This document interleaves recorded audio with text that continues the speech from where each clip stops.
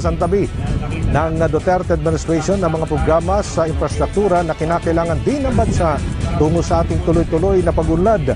Mamaya ay makakasama natin ang ilan sa mga kawani ng pamahalaan na patuloy na nagsaservisyo sa publiko sa pangunguna ni Public Works and Highway Secretary Mark Villar, Executive Secretary Salvador Medialdea, kasama pa sina Secretary Arthur Tugade ng Department of Transportation, PCOO Secretary Martin Andanar, mamaya Secretary Vince Dizon and President and CEO ng Basis Conversion and the Development Authority at NLEX Corporation President and General Manager J. Luigi Bautista. Ang C3 Arten section ng NLEX Harbor Link ay may haba pong 2.6 kilometers na magbibigay ng direktang daan sa pagitan ng Arten sa lungsod ng Navotas at North Luzon Expressway. Nagsimulang konstruksyon ito September 2018 at sa loob ng 20 buwan, tuluyan na nga itong bubuksan sa mga motorista. Mayroon ding 3 exit off ramps ang C3 Arten section ng NLEX Harbor Link. Una, ang segment 10 C3 ramp patungo sa Caloocan City. Pangalawa ay ang dagat-dagatan ramp patungo ng Malabon. Ang C3 ramp patungo naman ng Navotas City. At dahil po dyan, maibsan na rin ang masikip na daloy ng traffic na nararanasan sa Kamanava area, lalo na para sa mga sasakyan mula NLEX. Ang NLEX to Kamanava maaari nang baybayin sa loob lamang ng 10 minuto hanggang 1 oras. Ang ilang mga motorista, lalo na mga cargo trucks mula sa mga pantalan sa Maynila patungo sa NLEX ay makikinabang sa C3 Arten section dahil mas pahabain ito ng 5 5.65 kilometers Harbor Link segment 10 ng NLEX. At batay sa pag-aaral ng DPWH, nasa mahigit 30,000 ang mga sasakyan ang may alis sa mga pangunahing kalsada sa Metro Manila sa pagbubukas ng Harbor Link. Mababawasan na rin ang mga sasakyan dumadaan sa EDSA at ang halos 1 oras na biyahe mula Maynila patungong Quezon City ay aabuti na lamang ng 15 hanggang 20 minuto. 40 to 60% improvement sa situation ng traffic ang pwedeng asahan sa pagbubukas ng Harbor Link na magpapabilis sa oras ng pagbibiyahe ng mga sasakyan. Dahil dyan, maaaring makatipid ng higit kumulang 25.4 million pesos sa kada araw mga sasakyan na kabilang sa Class 1, 1.5 million pesos naman sa Class 2 at 9.8 million pesos naman sa Class 3 kada araw. At para sa karagdagang impormasyon ng pagbubukas po ng NLEX Harbor Link Project, itong opening ceremony dito po sa Navotas, puntahan natin kasamang si Alan Francisco. Alan. Siguro yung technical papakita natin. Aljo, good morning. At Yusek Rahi, good morning. No, any moment nga ngayon ay magsisimula na itong convoy ng ilang cabinet secretaries na iyong nabanggit kanina. So kami po ay nasa unahan ng convoy, no, at sa mga sandaling ito ay nakikita natin sila kung sila ba nasa loob na ng kanilang mga sakyan. Mula dyan ay mismong sila yung babagtas.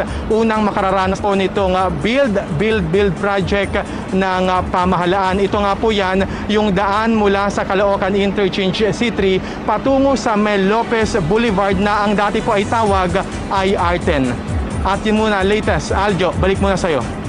Thank you, Alan. At Yusek, mga kababayan, ay sa mga oras na ito ay kakaroon po ng press briefing sina Secretary Mark Villar ng DPWH, si Secretary Vince Dizon with the Executive Secretary Salvador Medialdea, Secretary Arthur Tugade ng Department of Transportation, and si Ginoong J. Luigi Bautista para po dito sa opening of NLEX Harbor Link Project, New Caloocan Interchange C3 to Mel Lopez Boulevard, formerly R10. Ngayon pong araw nito sa Lunes. So inaalam pa natin kung magkano ang toll fee at makakausap natin maya-maya si Secretary Mark Villar sa mga detalye po nito. Napaka-high-tech ang NLEX na ito. Ito pong expressway na ito, kumpleto po sa mga amenities at kumpleto po sa mga features. Samantala, mamaya-maya ay mag-atid pa tayo ng mga karagdagang update mula pa rin dito sa lungsod ng Navotas. Balik tayo dyan sa studio, Yusek Rocky Ignacio. Salamat sa iyo, Aljo. Samantala, babalikan ka namin maya-maya lamang. Pakinggan muna natin ang ginaganap na seremonya ng pagbubukas ng NLEX Harbor Link.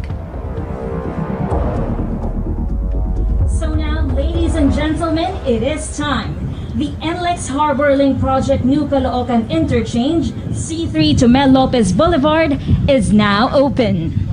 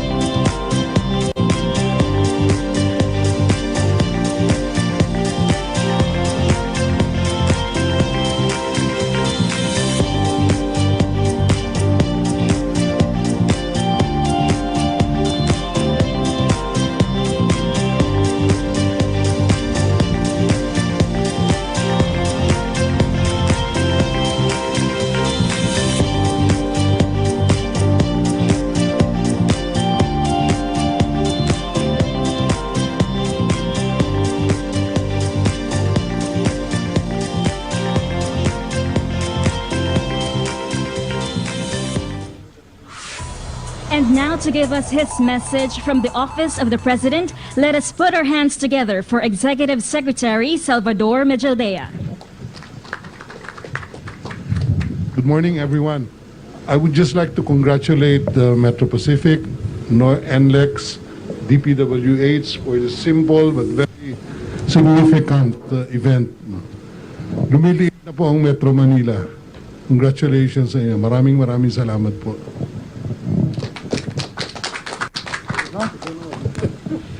Thank you very much, Secretary Medjaldea. Our efforts would not have been this fruitful if not for our partners that helped us all the way to make our projects even more successful. Now, to give us a short message, please welcome the President and CEO of the Bases Conversion and Development Authority, Mr. Vince Dizon. Good morning. Sorry, hindi ko agad magsasalita. First of all, congratulations to DPWH. You know, I mean, I think the first time we visited this was way back in 2017, I think. No, and there was literally nothing here. No? And really great job from DPWH and of course from Metro Pacific Corporation, our private partner. Thank you very much. I think this is one of the examples that really public and private partnership can really work and make things happen very fast. So again, congratulations to everyone and maraming salamat po. Thank you. Thank you very much, Secretary Dizon. And now, let us welcome the Secretary of the Department of Transportation, Secretary Arthur Tugade. Let us all give him a round of applause. Sa kadahilanan, iniksian ng aking boss, Executive Secretary Medjaldea at ni Secretary Vince ang kanilang pananalita at pagbugay, hahabaan ko ho yung aking sasabihin. Yun ang usapan namin. So anyway, yung ating hong moderator kanina sabi niya it is an exciting day because now we are going into exciting ways. Sa akin hong bokabularyo, hindi lang exciting, it's a beautiful day. It's a beautiful day indeed, notwithstanding the threat, the dangers, and the inconveniences caused by the pandemic COVID.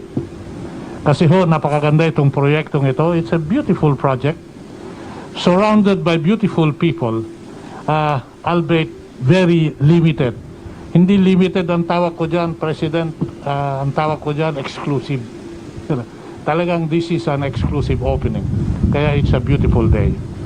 Meron ho tayo mga dapat pasalamatan why we are having a beautiful day, celebrating a beautiful project.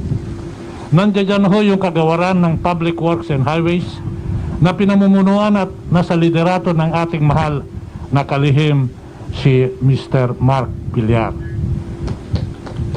Ito ho, bata, pero punong-puno ng sigla, punong-puno ng passion at ang kanyang liderato. Kaya yung mga imposibleng hindi nagagawa, kayang-kaya niyang gawin yan. Kasama yung mga pamunuan at mga kanyang katropa sa kagawaran ng public transportation. Sila ho ang unang pasalamatan natin. Pangalawa ho, yung tinatawag natin na MVP Group of Companies na pinamumunuan ng ating mahal na si MVP at ngayon, i-represent ni Luigi. Talagang ang MVP Group nandiyan at salin-salin, samut-sari yung kontribusyon upang makatulong sa administrasyon at pamahalang ito. Sa inyong lahat, sa MVP Group, Mr. MVP, Luigi, sa inyong lahat, maraming salamat. Pasalamatan po natin at bigyan po kayo natin ng Administrasyon Duterte sa pamumuno ng ating mahal na Pangulo, Mayor Rodrigo Roa Duterte, which is being represented today by an equally passionate leader in the person of E.S. Bingbong Medjaldea. Their political will, and mind you, their leadership has really made the impossible a difficult way to handle, but it is being handled. Yung pinakamahirap po, madaling nagagawa dahil sa political will nila, sa inspirasyon at liderato. Nagpapasalamat kami sa cluster ng tatlong ito, ang Public Works, ang Administrasyon Duterte, at ang ating tinatawag na MVP Group of Company. Sa inyong lahat, maraming salamat. Sabihin ko lang ho, meron akong personal na pakinabang dito. Kasi I commute regularly and almost daily to Clark. Ngayon, dadaan na ako ng SLEX. Lalabas ako sa NAIA X. Tapos pupunta ako sa Macapagal. Tapos pupunta ako sa Rojas Boulevard. Dire-diretso na ako dyan. I think I will save around easily 25 to 30 minutes. So personally, I'll be grateful to you, to all these three groups of people. Every time I traverse, going to Clark or coming home from Clark, maaalala ko kayo. Ngayon, kung sa proyekto lang, baka akala nyo ito lang ang proyekto ng Public Works. Hindi ho. Marami pa ho silang ginagawa. Ano yon? Abangan. Ano yon? Gagawin yon? Promise. Sa inyong lahat, magandang umaga. It's a beautiful day. Thank you very much, Secretary Togade. And to give us his message, please welcome the Secretary of the Presidential Communications Operations Office, Secretary Martin Andanar. Salamat po kay Executive Secretary Bingbong Medialdea, kay Secretary Togade, Secretary Mark Villar, Secretary Vince Dizon, at ating member po ng Metro Pacific. At sa lahat po natin mga panauhin, magandang umaga po sa inyong lahat. The building of a nation begins with infrastructure. This includes road networks, bridges, ports, and other structures that become the foundations of progress. President Rodrigo Roa Duterte early on launched a massive infrastructure program called Build, Build, Build that intends to connect the people of our islands across waterways and connect them likewise within the cities of our islands. Commerce and industry are to converge in a nationwide interchange of mobility, while perspectives are broadened through the immersion in subcultures brought about by movement. These effects of mobility strengthen us as a people and as a nation. Today, we witnessed the opening of the NLEX Harbor Link, an initiative meant to unload traffic from existing thoroughfares and ease the burden of daily commuters, in keeping with this administration's commitment of providing a comfortable life for all Filipinos. The completion of this project during a devastating pandemic is testimony to the resilience and fortitude of our government, rising to the challenge of building a nation despite a period of crisis.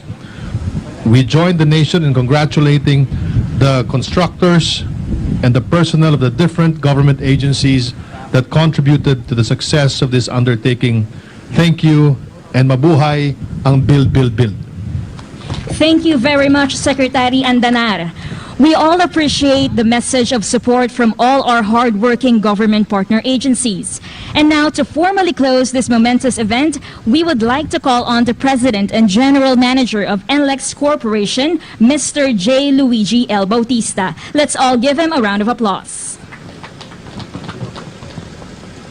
Good morning, distinguished guests, friends, ladies and gentlemen. This is indeed a beautiful day, unique and special GCQ day. We were locked down, but never knocked down.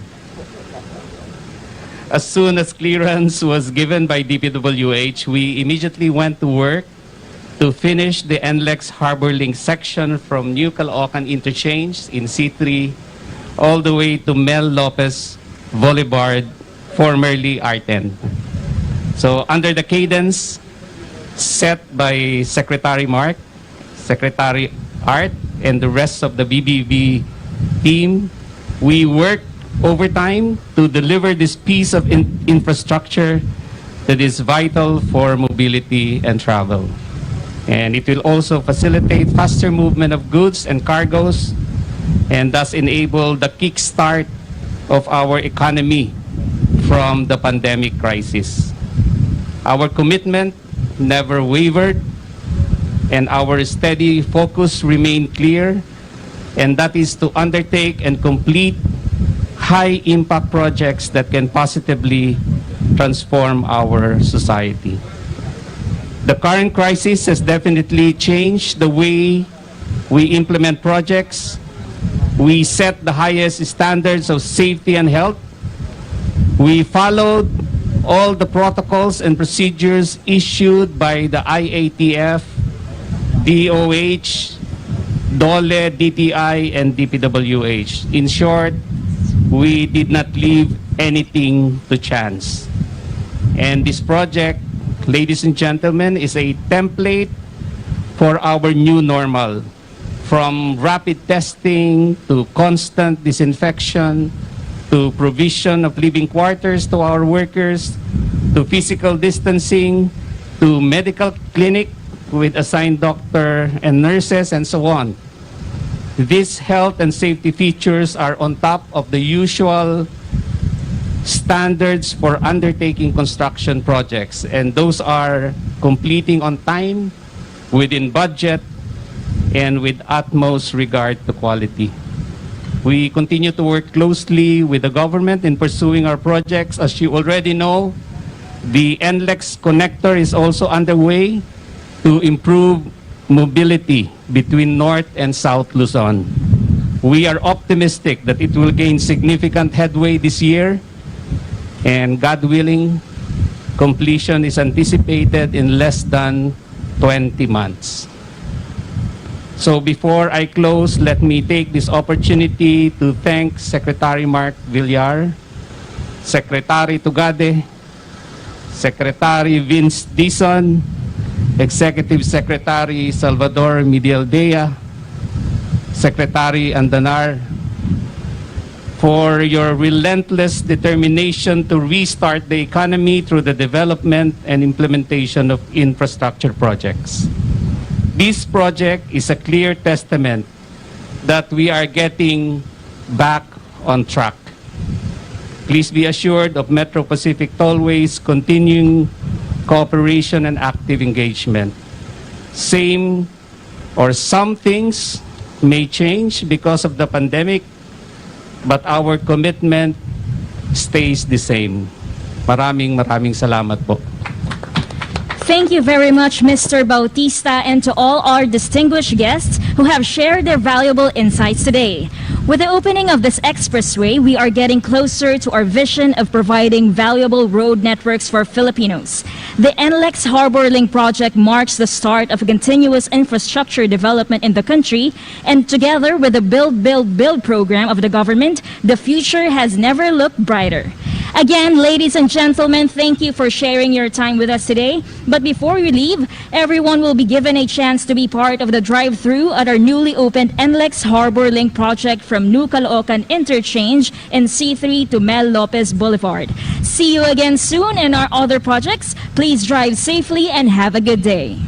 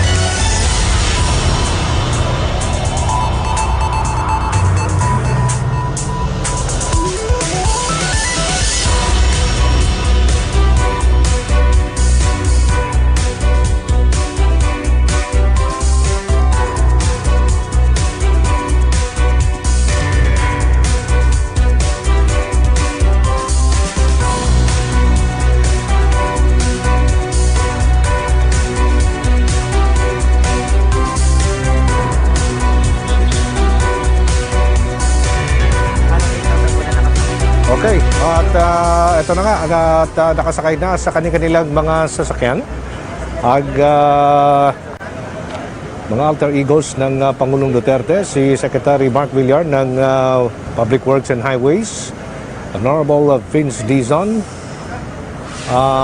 Bases and Conversion Development Authority, si Secretary Martin Andanar din, with Secretary Bingbong Medialdea, para po dito sa opening ng NLEX Harbor Link Project, around 2.6.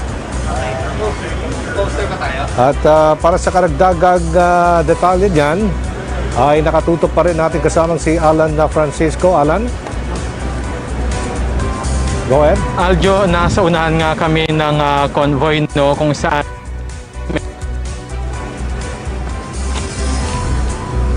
Pulong Duterte na yung binanggit kanina. At ilarawan lamang natin, no, yung sitwasyon, mabagal lamang po yung takbo nitong mga sasakyan, no, sa mga sandaling ito. Bago yung mismong pagtakbo ng mga sakyan para bagasin nga itong NLEX Harbor Link expansion, ay nagkaroon na saglit ng maikling press kung saan pinangunahan ito o Secretary Martin Andanar, at sinabi niya nga, Aljo, na itong nangyari proyekto, no, itong pagkatapos ng build program, particular itong project na ito, ay patunay yung pagiging resilient ng ating mga kababayan, dahil sa kabila nga o amidst this crisis, no, ay natapos pa rin itong infrastructure project. Aljo, nauna na ngang sinabi ni Secretary Villar na yung completion nitong 2.6 kilometer new section ay magbibigay ng direct access sa pagitan ng R10 sa Navotas City at NLEX. Ang C3 R10 section nitong NLEX Harbor Link ay may kasama ring 3 exit off ramps, kabilang na yung segment 10 C3 ramp to Caloocan City, ang Dagat-Dagatan ramp to Malabon City, at C3 R10 ramp to Navotas City. Sabi, Aljo, ng DPWH, makikinabang dito ang mga motorista, partikular ang mga trucker going at mga galing sa Port of Manila at NLEX. Ine-extend kasi nito yung existing na 5.65 kilometer NLEX Harbor Link segment 10 sa Karuhatan, Valenzuela City. Governor Pascual, okay, nakikita nyo ngayon si Secretary Mark Villar mismo yung nagmamaneho, no, sa likod lamang namin yan, at binabaybay nga itong kahabaan ng NLEX Harbor Link expansion. Susunod-sunod na po yung mga nakasakay sa mga sakyang yan. Nakikita nyo ngayon yung ilang mga cabinet secretaries, at sinasabi nga, Aljo, na dahil sa naturang proyekto, no, tiwala si Secretary Villar na yung travel time mula sa Manila patungo sa Quezon City ay magiging 15 to 20 minutes na lamang, at bahagi pa nga rin ito ng build program ng pamahalaan. At yung muna latest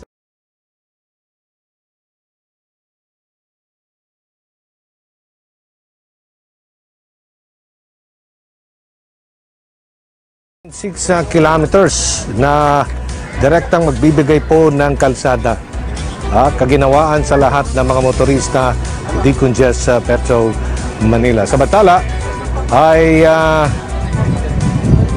meron po tayong one-on-one interview with Secretary Mark Villar ng DPWH tungkol naman sa nitty-gritty nito pong NLEX Harbor Link Project. Panoorin natin. Putong ito ay makakapanayam natin si DPWH Secretary Mark Villar tungkol pa rin sa pagbubukas ngayong araw na ito, June 15, Monday, ng NLEX Harbor Link Project. Magandang araw po, Secretary Mark. Magandang umaga po.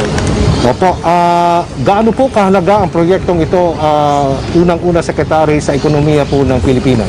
Napakalaking bagay dahil nakikita nyo naman po, ito malapit sa port.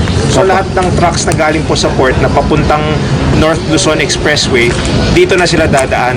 Dati kasi nung tinapos namin yung isang segment ng Harbor Link, ang bagsak niya is C3. Opo. Ito, yung C3 medyo hindi masyadong malapad, medyo congested. Sa R10 mas maluwag. So kaya gumawa kami ng isang extension. Ngayon tapos na, mamayang hapon bubuksan na po.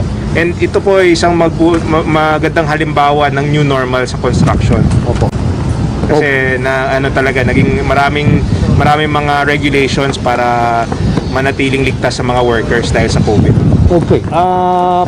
Open ito sa lahat ng mga motorista as of the moment, Secretary, or para lang ito sa mga malalaking truck galing Pumpier? Hindi expectation maraming trucks ang gagamit dito dahil syempre malapit sa pier, pero open siya sa lahat ng vehicles. Opo. Kung magkakaroon po ng bayad po dito sa pagpasok ng napaka-modernong skyway na ito, magkano po at kailan po mag-umpisa? Sa ngayon po wala pang additional toll, pero pinag-usapan sa TRB yung bagong toll. Kasama siya sa open system ng NLEX. Opo. So magkakaroon lang ng konting adjustment sa toll sa NLEX, pero minimal lang siguro magiging impact nito sa overall toll rate sa buong system ng NLEX. Opo. Is this the final stretch po ng segment na ito, Secretary? Yes, ito na po ang final. Nung last quarter of 2018, tinapos namin yung segment hanggang C3. Ngayon po, ito yung isa sa mga pinaka-critical dahil i-connect niya yung port halos directly dahil sa R10. So ito, napakalaking bagay. Yung travel time from the port, Manila Port to NLEX will be cut to 10 minutes. Na dati-rati ay ilang oras po ang travel? Umabot ka ng mahigit 1 oras. Opo, sakripisyo talaga. At ito po ay convenience na sa lahat at maibsan na ang matinding traffic lalo na sa EDSA and C5. Sobra. Kung galing kayo sa Manila at gusto nyong pumunta sa Quezon City din, pwedeng baka 20 minutes na lang ang biyahe. 15 to 20 minutes na lang. Ano pa ang update po natin, Secretary Villar, sa Build project maliban po dito? Meron na po tayong bagong regulations dahil sa new normal natin.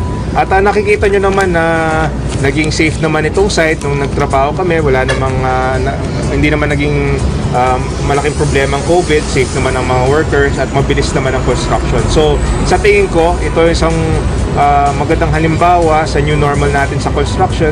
And we can see that even with the COVID issue, kaya pa natin mag-construct ng mabilis at safe.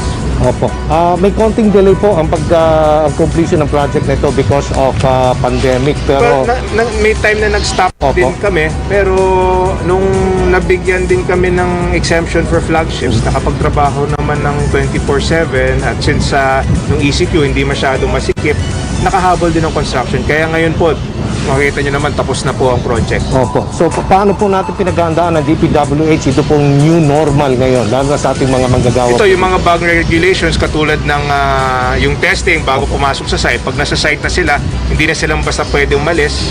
And may hand washing facilities, yung scheduling, yung may social distancing, at meron clinic dito sa site para ma-check din yung kalusugan ng mga manggagawa. Recovery plans po ng kagawaran ng DPWH po, Secretary, after this COVID-19, hopefully matatapos na po ang pandemic? Well, we're still pursuing the same targets. Haabulin na lang namin lahat ng implementation targets ng department. Pati dito sa mga projects, we can expect all systems go na pong build, and we can expect in the next few months, marami na kaming i-deliver na projects as per schedule. Opo. Secretary, mensahe na lang po ninyo sa ating mga tagapanood. Mamaya po, 5 p.m., abangan nyo po ang opening ng Harbor Link. So sa R10 pa lang, pwede na po kayong umakyat sa Harbor Link at napakabilis. So mamayang 5 p.m. po, open na po ang Harbor Link at wala pa munang additional toll. Maraming salamat po, DPWH Secretary Mark Villar. Salamat. Ayan, so yan po ang ating pakikipagpanayam kay Secretary Mark. Samantala, balik muna tayo sa studio with Yusek Rocky Ignacio. Salamat, Aljo. Babalikan natin mamaya mga kaganapan dyan sa NLEX Harbor Link. Samantala, tuloy-tuloy pa rin ang pag-iikot ni Presidential Communications Operations Office para pakinggan at talamin ang mga hinaing ng media personnel sa bansa dulot ng COVID-19 sa pangunguna po ito ni PCOO Secretary Martin Andanar. Bumisita ang kalihim kamakailan sa Lipa City para personal na kumustahin ang mga miyembro ng ang Batangas Media at abutan ng mga ito ng food packs. Sinabi ng kalihim na kabilang din ang mga nagtatrabaho sa industriya ng media sa naapektuhan ng quarantine health protocols kung saan kinakailangan magbawas sa mga trabahador ang ilang media outlets para sa pagkonti ng advertisement kung saan pangunahing nakadepende ang mga ito. Patuloy din na umanong isusulong ang pagdagdag ng budget para sa mga advertisement ng pamahalaan sa mga pampribadong media para tugunan ang suliraning ito. Samantala, maraming industriya ang naapektuhan dahil sa COVID-19, ngunit ayon kay Senator Bongo, hindi dapat matigil ang supply ng pagkain. Kaya naman malaking papel ang ginagampanan ng sektor ng agrikultura para makabangon ang bansa mula sa COVID-19.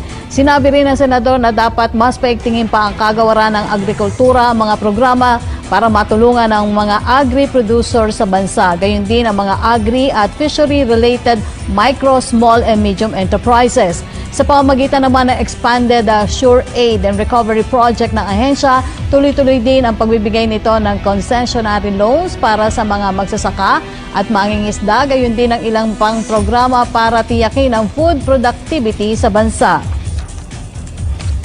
Samantala, ngayong araw po ay makakasama natin sa ating public briefing si Ambassador Jose Laurel V mula po sa Embahada ng Pilipinas sa Japan. Magandang araw po sa inyo, Ambassador. Magandang umaga po, Sekretarya. Kumusta po kayo? Opo. Ambassador, from the last time po na na-interview namin kayo sometime in April po, kumusta na po ngayon ang general atmosphere sa Japan at nag-ease na po kasi yung restriction ng ating Japanese government? Well, basically, the restrictions are quite the same. Social distancing is a requirement. Wearing masks is a requirement. And gatherings of large crowds are not prohibited. So the situation has not really been changed, just like in the Philippines, because we have not discovered the vaccine that will address and try to cure this COVID-19 situation. Ambassador, with more than 17,000 confirmed COVID cases sa Japan, nagkaroon po ba ng movement sa bilang ng mga Pilipino po na nagpositibo, gumaling at nasawi dahil sa nasabing sakit?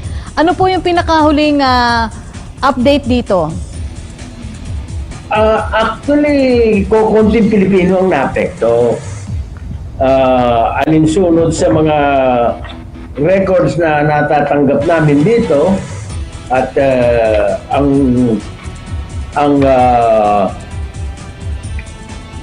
sa land base sa Tokyo, wala pang namamatay. 6 ang na karoon ng sakit sa Tokyo at 6 ang nag-recover. Sa Osaka, 21 at 19 ang naka-recover. Sa Nagoya, isa. Dadalawa na lang nasa Osaka.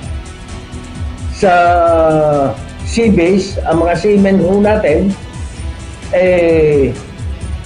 lahat ho nakauwi na. Sa Diamond Princess 80 ang nagkasakit, 80 ang gumaling. Sa Osaka, 41 ang nagkasakit sa NB Costa Atlantica at 41 ang nag-recover. So wala hong namamatay na Pilipino ito at mahusay ho lahat, nakaka-recover ho lahat. Opo, magandang balita po yun, Ambassador. Noong June 1 po ay nagbukas rin ang ating embahada sa Japan. Lahat po ba ng consular services ay nag-resume na rin? Hindi ho nagsasara kami. Binabawasan lamang ang nagkakaroon lang kami ng tinatawag na skeletal force. Sa katotohanan, ako'y humingi ng tulong sa ating Consul General Serna Chua na nandito sa aking katabi dahil ako'y hindi nakakasiguro na nagbabago ang mga data. Pero as of now, these are the latest that I mentioned to you, and we are on what they call half open and half closed. Opo. Ambassador, kaugnay naman po sa repatriation, ilan na pong mga Pilipino ang napauwi natin so far? And hanggang ngayon po ba tuloy-tuloy pa rin yung repatriation efforts para sa ating mga overseas Filipinos po sa Japan? Ang napauwi ho namin ay mahigit kumulang 1,000 na overseas workers or seamen. At meron pang 126 na naiipit ngayon dito na mga sari-sari na ho ang kanilang status. Merong turista, merong mga estudyanteng natapos na kanilang pag-aaral o training, mga skilled workers. There are 126 who have requested to be repatriated, and we're still trying to arrange for their transportation home. You see, the Philippines does not have aircrafts that are coming and going on a regular basis because PAL, ANA, JAL, and Cebu Pacific have suspended their operations to and for the Philippines, and the same with the Japanese. And we are also restricting the entries of Japanese and vice versa, the Filipinos into Japan. So wala hong pwedeng pumasok, wala hong pwedeng lumabas dahil pagka umalis ka rito, mag-check up ka, pagkatapos ng check up, hindi lang i-quarantine ka pa, pagkatapos pagka ikaw ay lumipat pa sa probinsya, another quarantine, and all that stuff. So it's the very nature of the virus. We have to be very careful. Opo. Ambassador, nagbigay po ng tulong o ayuda ang Japanese government sa bawat pamilya sa Japan, including the foreign student po. How about yung pong foreign workers na hindi po residente ng Japan? Meron din po ba silang tulong na ibinigay dito? Meron ho rin, pero these are palliatives. It is not, you can be given as they call 100,000 yen for the people who are registered here, or students who are legitimately here. But how long will that last? Hindi ho pwedeng kwan. So what is essential for us, really, as a part of humanity, is to really discover the antidote to this virus. And unless we find this, and we are able to discover it, produce it, distribute it, and apply it, it will be quite some time before we become what they call under the normalcy of life. Opo. Ambassador, may mga OFW po ba sa Japan na nakatanggap na po ng tulong mula po dun sa DOLE sa ilalim po ng AKAP program? Marami hong natanggap na. In fact, yung mga OFW na galing sa seamen, sinagot ho ng mga kumpanyang cruise, yung Princess Cruise or Norwegian Cruise. Meron ho rin naman mga Pilipinong lalo na sa permanent residents na merong caregiving na binibigyan ang mga Pilipino. Hindi ho problema yon. Ang problema ho hanggang kailan na hindi ba tayo nakakadiscovery ng how do you call this? The antidote to the virus. Opo, naintindihan po namin niyon. Maraming salamat po sa inyong panahon, Ambassador Jose C. Laurel, the fifth from the Embassy of the Philippines in Japan. Meron po kayong mensahe para sa ating mga kababayan dyan sa Japan. Sa aking mga kababayan, you keep safe, keep your distance, have the consciousness of trying to avoid crowds, and wish you all the very best of health, and hope that you can go back home as soon as possible without the difficulties of this COVID-19. And thank you very much, Yusek Ignacio. Maraming salamat po muli, Ambassador. Stay safe po. Samantala, tuloy-tuloy rin naman ang pagtulong na ating pamahalaan sa mga kababayan natin na apektuhan ng quarantine health protocols na ipinatupad sa bansa bilang pag-iwas sa COVID-19. Partikular na po yung mga na-stranded malayo sa kanilang mga pamilya o ang tinatawag nating locally stranded individuals. Yan po ay sa pamamagitan ng ating hatid tulong program. Panoorin po natin ito.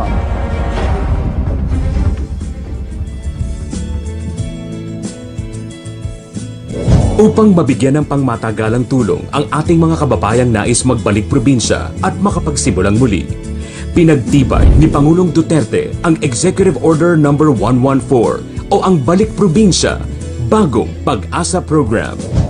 Go home to the province, they have the means of going back there.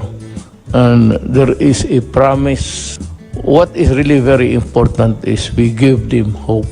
Na-issue rin po kahapon ng ating Presidente ang Executive Order No. 114. Ito po ay yung sa Balik Probinsya, Bagong Pag-asa Program as a pillar of balanced regional development. Noong ika-20 ng Mayo, ang programa ay matagumpay na nakapagpauwi na ng mahigit 100 residente pabalik ng Leyte na inaasahang darami pa. At dahil nais agarang tugunan ang mga pangangailangan ng ating mga stranded na kababayan, ipinagpaliban muna ang rollout ng Balik Probinsya Bagong Pag-asa Program upang ihandog ng ating pamahalaan ang hatid tulong. I decided as a matter of strategy na isuspend muna ang ating rollouts for the Balik Probinsya Bagong Pag-asa to give way. Unahin natin kasi this was a very clear instruction from the President. Unahin, pauwiin na ang ating mga kababayan na stranded dito sa Maynila. And pagdating ng panahon na tapos na itong mga problema ng stranded, the Balik Probinsya will now take the second phase already in the succeeding rollouts and simultaneous rollouts to all of the provinces of their choice. Pilipino to kababayan natin. Tanggapin ninyo and provide for sequestration houses if you want. Yung doon sila i-quarantine. Pero hati-hati tayo sa problema. Total, hindi naman kami nagkulang. Whatever you need, we provide. Kawawa naman. Tulungan ninyo yung mga Pilipino. Samantala, alamin naman natin ang mga balitang nakalap ng Philippine Broadcasting Service kasama si John Mogol. Go ahead, John. Magandang tanghali po, Yusek Rocky. Sa ating mga balita, ikatlong kaso ng COVID-19 ang naitala po sa Catanduanes. Mula RP1 Virac magbabalita si Juriz Alpapara. COVID Radio. Hashtag Laging Handa. Radyo Pilipinas Special Coverage. Juriz, tatlong kaso ng COVID-19 dito sa lalawigan ng Catanduanes. Siya si Bicol patient number 83, isang 39 anyos na babaeng seafarer mula sa Middle East na umuwi sa Pilipinas noong April 25 at dumating naman sa San Andres, Catanduanes nitong June 8. Ayon kay San Andres Mayor Peter Cua, Negatibo naman ito sa swab test na isinagawa sa Metro Manila, subalit paniwala niya'y nahawa ito ng isa pang nakasabay na OFW pauwi ng Bicol. Ang nasabing OFW kasi na siyang ikalawang kaso naman ng COVID-19 sa Catanduanes ay nakasama ni patient 83 sa bus at sa isang holding area sa Tabaco City noong sila'y nagkasabay ng pag-uwi sa lalawigan. Isinailalim agad sa partial lockdown ang barangay Karangad sa San Andres, partikular ang kalye kung saan naninirahan si patient 83 upang bigyang daan ang contact tracing sa mga nakasalamuhan nito doon. Una nang natukoy ang 10 close contacts nito at ngayong araw ay nakatakdang kuhanan ng swab samples para isailalim sa PCR testing. Sa ngayon ay nananatiling asymptomatic si patient 83 habang patuloy na minomonitor sa isang LGU quarantine facility. Hali Vera Catanduanes, Juris Alpapara, Radyo Pilipinas. Samantala, third batch ng mga stranded na Antikenyos sa Luzon ang dumating na po sa probinsya ng Antique ngayong araw. Mula naman RP Iloilo, narito ang detalye mula kay Paul Tarosa. COVID Radio. Hashtag Laging Handa Radyo Pilipinas Special Coverage. Dumating na sa probinsya ng Antique ang 171 stranded Antikenyos ngayong araw. Sakay ng Roro vessel, dumating ngayong umaga ang mga Antikenyos sa Lipata Port sa Kulasi, Antique. Ito na ang third batch na mga locally stranded individuals sa Luzon na nakauwi sa lalawigan sa pamamagitan ng libreng uwi program ni Deputy Speaker Loren Legarda at Governor Rodora Cadiao. Ang mga stranded Antikenyos ay mga estudyante, construction workers at mga nawala ng trabaho na na-stranded ng ilang buwan sa Luzon. Labis ang pasasalamat ng mga Antikenyo sa lokal na pamahalaan dahil natulungan silang makauwi sa probinsya makalipas ang ilang buwang pagka-stranded. Sa kanilang pagdating sa probinsya, sila ay isa sa ilalim sa rapid testing at home quarantine. Batay sa datos ng provincial government ng Antique, nasa 722 locally stranded individuals na ang natulungang makauwi sa lalawigan. Mula sa Iloilo, ito po si Paul Tarosa, nag-uulat para sa Radyo Pilipinas. At yan po ang mga balitang nakalap ng ating mga reporter dito sa Philippine Broadcasting Service. Yusek Rocky, balik po sa inyo sa studio. Salamat sa iyo, John Mogol mula sa PBS. Samantala, balikan naman natin si Aljo Bendijo live mula pa rin po sa NLEX Harbor Link sa may Navotas City. Aljo? Yusek Rocky, konkretong daan, matibay na ugnayan at isang malinaw na progreso sa ating patuloy na pagtutulungan at pakikisang sa mga proyekto ng pamahalaan katulad po nitong build projects ng Duterte administration ay unti-unti po nating mararating ang pag-unlad. Naway ang pagbubukas po ng daang ito pong NLEX Harbor Link ay maging daan din sa mas marami pang oportunidad at pag-asenso ng ating bayan. Samantala, utama na natin si Alan Francisco. Alan?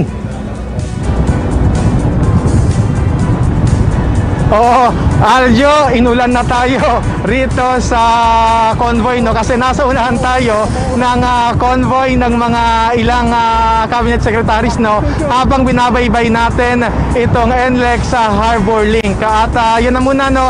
Magabalik ako sa pang detalye. Back muna sa studio. Aljo. Okay, ingat na Alan, Francisco. Taos puso po kaming nagpapasalamat sa ating pong pamahalaan, lalo na po sa Department of Public Works and Highways, katuwang ang Metro Pacific Investments Corporation, ang Manila North Tollways Corporation para po sa karagdagang proyektong itong kinakailangan po ng ating bansa. At tayo din nagpapasalamat sa The Manila Hotel sa walang sawang pagsuporta sa People's Television Network.